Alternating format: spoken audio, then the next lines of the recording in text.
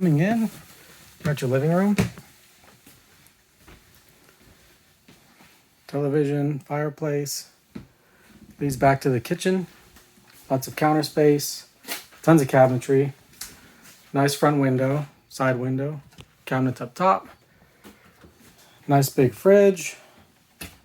Top's freezer.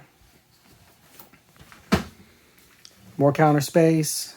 And then going back, you've got your shower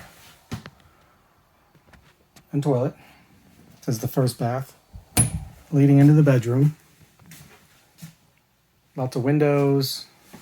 Also has a nice TV. And then this leads back into the toy hauler area that has queen mattress and then a dinette down here. The back patio opens up to a 10 by 10 balcony. You got another bathroom and then second door exit. More storage up here. And this door leads back out to the bedroom. And then you've got this sliding door that is part of the bedroom here.